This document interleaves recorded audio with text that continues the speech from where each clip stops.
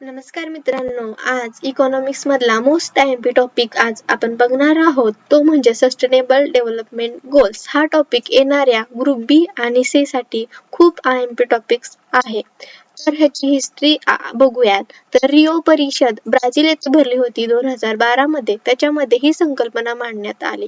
आता एसडीजी हे कधी स्वीकारले? सप्टेंबर 2015 मध्ये स्वीकारले. त्याच्यामध्ये 17 शाश्वत ध्येय मांडले गेले आणि ती आपल्याला 2030 पर्यंत कंप्लीट करायची आहेत.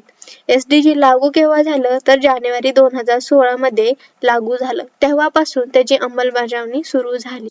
तर हा चार्ट खूप आयएमपी आहे जो की तुम्हाला एक्झाम मध्ये लक्षात राहील. एमडीजी स्वीकारले 2000 मध्ये. शाश्वत विकासाच्या प्रयत्नांची सुरुवात इथूनच झाली.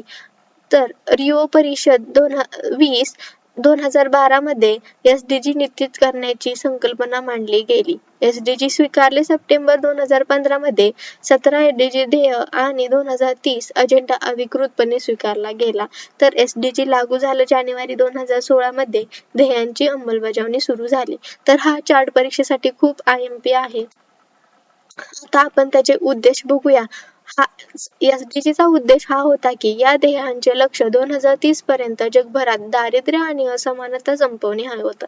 पर्यावरणाचे रक्षण करणे आणि सर्वांसाठी समृद्ध आणि व शांतता सुनिश्चित करणे आहे.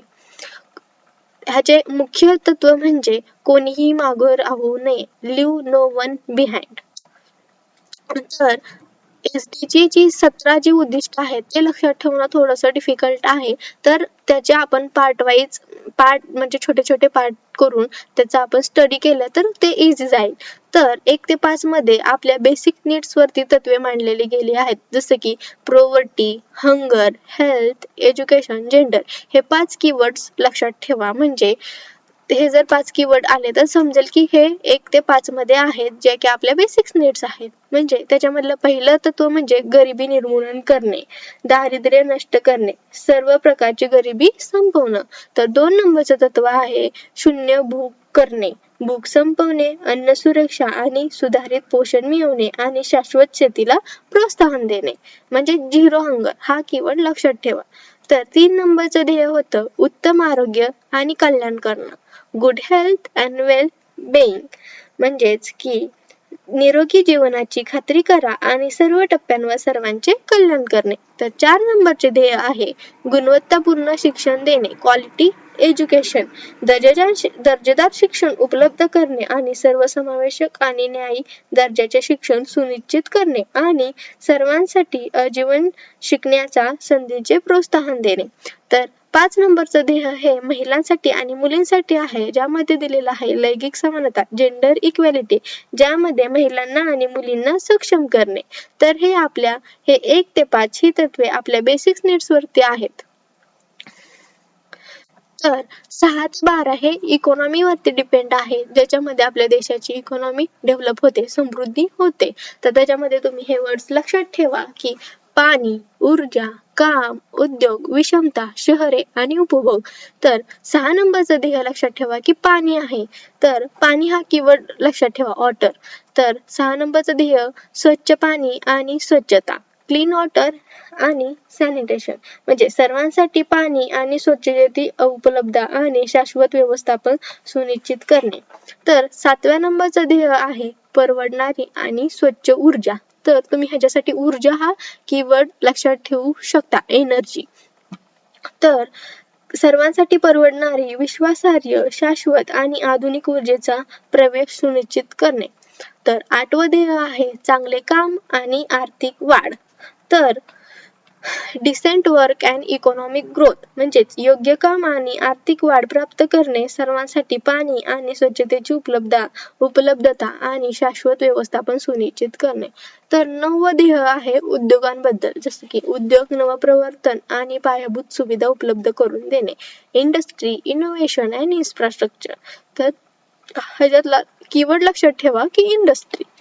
तर ह्याच्यामध्ये दिलेलं आहे उद्योग, नवोपक्रम आणि पायाभूत सुविधा प्राप्त करणे, लवचिक पायाभूत सुविधा तयार करा आणि सर्वसमावेशक आणि शाश्वत औद्योगिकरणाला प्रोत्साहन देणे. तर 10 नंबरचं जे गोल आहे ते विषमतेत घट करणे आहे. तर तुम्ही ह्याच्यासाठी कीवर्ड लक्षात ठेवा, इनइक्वॅलिटीज. आता असंच एक म्हणजे कन्फ्युजिंग आहे की 5वं आणि 10वं. 5वं जे आहे ती लैंगिक समानता आहे, म्हणजे तिथं जेंडर हा कीवर्ड लक्षात ठेवा. आणि 10वं जे आहे ती विषमता आहे, म्हणजे इथं इनइक्वॅलिटीज हा वर्ड लक्षात ठेवा. ही जी आहे ती शहरांमध्ये जी विषमता आहे त्याच्यामध्ये घट करणे. तर 10 नंबरचं जे आहे ते शाश्वत शहरे आणि समुदाय, सस्टेनेबल सिटीज अँड कम्युनिटीज साठी आहे. जसं की शहरे आणि मानवी वसाहती सर्वसमावेशक करणे, सुरक्षित, लवचिक आणि टिकाऊ बनवणे. तसंच 12 नंबरचं गोल आहे की जबाबदार उपभोग आणि उत्पादन करणे, जसं की रिस्पॉन्सिबल कन्झम्पशन अँड प्रोडक्शन, जसं की शाश्वत उपभोग आणि उत्पादन पद्धतीची खात्री करणे. तर तुम्ही इथं वर्ड लक्षात ठेवू शकता की कन्झम्पशन. तर नेक्स्ट नंबरचा आपलं गोल आहे 13 ते 15, जे की आपल्या पृथ्वीसाठी आहे. इथं तुम्ही लक्षात ठेवू शकता की 13 ते 15 आपल्या ग्रहाबद्दल आहे, की ग्रहामध्ये काय असतं, हवामान असतं, समुद्र असतं, जमीन असतं. तर त्याच्यातला पहिला कीवर्ड लक्षात ठेवा, हवामान. जसं तुम्हाला इंग्लिशमध्ये ठेवायचं असेल तर इंग्लिशमध्ये ठेवा, मराठीमध्ये ठेवायचं असेल तर मराठीमध्ये ठेवा. तर ह्याच्यातलं 13वं जे गोल आहे ते हवामान कृती आहे, क्लायमेट ऍक्शन मध्ये आहे. ह्याच्यामध्ये काय दिलेलं आहे की हवामान बदल आणि त्याचे परिणाम यांचा सामना करण्यासाठी तातडीच्या उपाययोजना करणे. आणि 14 आहे पाण्याखालील जीवन आणि 15 आहे जमिनीवरील जीवन. हे खूप कन्फ्युजिंग आहे, तर लक्षात ठेवा अगोदर पाण्याखालील जीवन आहे आणि त्यानंतर जमिनीवरील जीवन आहे. तर 14वं काय आहे, पाण्याखालील जीवन. त्याच्यामध्ये काय दिलेलं आहे, महासागर, समुद्र आणि सागरी संसाधने यांचे जतन करणे आणि शाश्वतपणे त्यांचा काय करणे, वापर करणे. तर 15व्या मध्ये काय दिलेलं आहे, जमिनीवरचे जीवन, लाईफ ऑन लँड. त्याच्यामध्ये काय दिलेलं आहे की स्थलीय परिसंस्था, शाश्वतपणे व्यवस्थापन, जंगले, वाळवंटीकरणाचा मुकाबला आणि जमिनीचा ऱ्हास थांबवणे आणि उलट करणे आणि जैवविविधतेचे नुकसान थांबवणे, यांचा शाश्वत वापर संरक्षित करणे, पुनर्संचयित करणे आणि प्रोत्साहन देणे. तर हे लक्षात ठेवा कीवर्ड वरून, जसे की क्लायमेट, वॉटर आणि लँड. 13 ते 15. तर नेक्स्ट 16 आणि 17. तर 16वा काय आहे, शांतता आणि 17वा काय आहे, भागीदारी. लक्षात ठेवा 16, 17 शांतता आणून जागतिकरित्या भागीदारी करणे किंवा मैत्रीपूर्ण संबंध प्रस्थापित करणे. तर 16वं काय आहे, शांतता, न्याय आणि मजबूत संस्था, peace, justice and strong institutions. जसं की शाश्वत विकासासाठी शांततापूर्ण आणि सर्वसमावेशक समाजांना चालना देणं, सर्वांना न्याय मिळवून द्या आणि सर्व स्तरांवर प्रभावी करा, जबाबदार आणि सर्वसमावेशक संस्था स्थापन करणं. 17वं काय सांगतं, 17वं हे सांगतं की ध्येय साध्य करण्यासाठी जागतिक भागीदारीची अंमलबजावणी करून साधने मजबूत करणे आणि शाश्वत विकासासाठी जागतिक भागीदारी पुनर्जीवित करणे, म्हणजे जागतिकरित्या शाश्वत मैत्री करणे. तर ह्याच्यासाठी मी तुमच्यासाठी एक ट्रिक घेऊन आलेली आहे लक्षात ठेवण्यासाठी. हे सेंटेन्स तुम्ही पाठ करा, लक्षात ठेवा, रिपीटेडली रीड करा, म्हणजे लक्षात राहील. जसं की गरिबी संपवून भूक मिटवा, आरोग्य सुधारा, शिक्षण घ्या आणि समानता आणा, पाणी, ऊर्जे, काम, उद्योग वाढवा, विषमता कमी करून शहरे सुधारा, जबाबदार उपभोग ठेवा, हवामान, समुद्र, जमीन वाचवा, शांतता राखा आणि भागीदारीतून ध्येय गाठा. म्हणजे मी जे हे बोल्ड केलेले आहेत ते वर्ड्स तुम्ही लक्षात ठेवा.